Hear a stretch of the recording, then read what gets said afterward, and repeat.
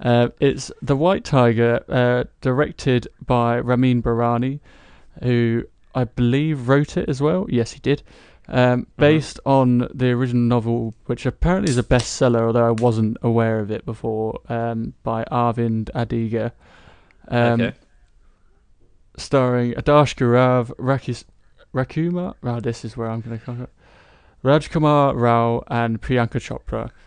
Um, and I'll be honest, before I watched it, I knew nothing about it other than you said it was a new film. And essentially, it's the story of Adarsh Gurav, who plays Baram, who is sort of born into squalor in a very small Indian village. Um, Gets pulled out of school because, at the age of about 6 or something, to work in his family's shop because they need the money. And it's essentially a rags to riches story in that how he he sort of becomes determined to become the local, not like mafia boss, but the local. I'm trying to think the best way to describe it. A group of local men who are the rich people of the area who come around once a month to collect money from every person in the village, and they deem it socialism.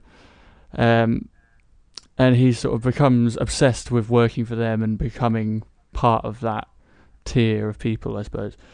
Um, and it's a hard one to describe because it starts off present day and it's sort of like a framing device where Balaram himself is the narrator, and it starts off showing him in this quite lavish office and of loads of people working for him and talking to the audience saying, okay, this is how I got here.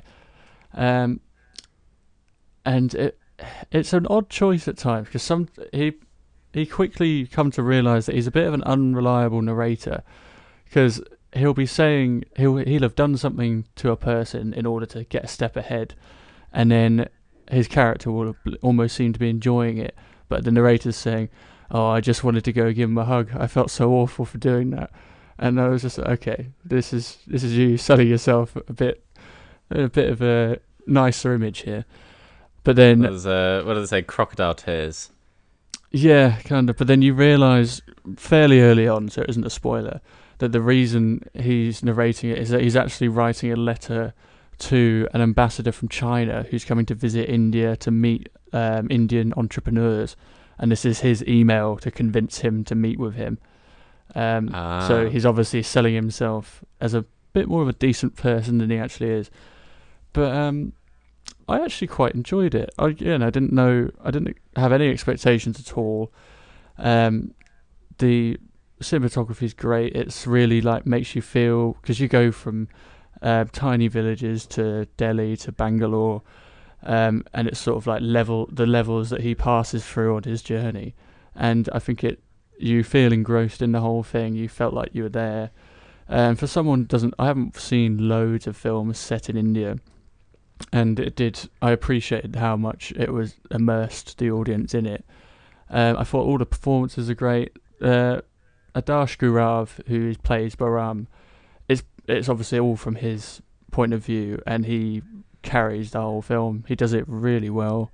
Go like his transformation from this boy almost obsessed with serving, like to become this mogul, and its transformation is quite subtle until he almost reaches a breaking point, and I think he does it really well.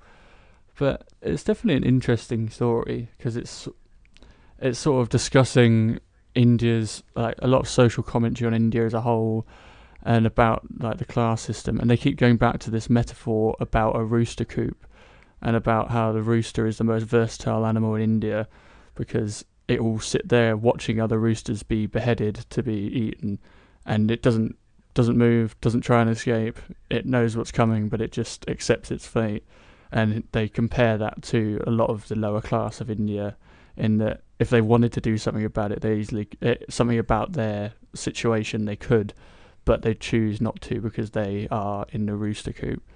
And I think it sums up sort of the ethos behind the film really well. The soundtrack's great. It goes from traditional Indian to, of course, Punjabi MC featuring Jay-Z, which I've never seen a film set in India that didn't have that in there. So, yeah, I enjoyed it a lot more than I thought I would, considering I had no expectations at all. And I think it's worth watching. I'm going to give it a 7 out of 10. 7 out of 10? Well, sounds a hell of a lot better than what I had to deal with. So, yeah, fair enough. I was a bit apprehensive before because it's just over 2 hours. So you'll probably hate it. But God. Jesus, no. It did fly by, actually. Oh, yeah, never checking the clock or anything. I was into it. Oh, well, fair enough. We'll have to give that one a go. I mean, there's nothing else to watch, so I think I will.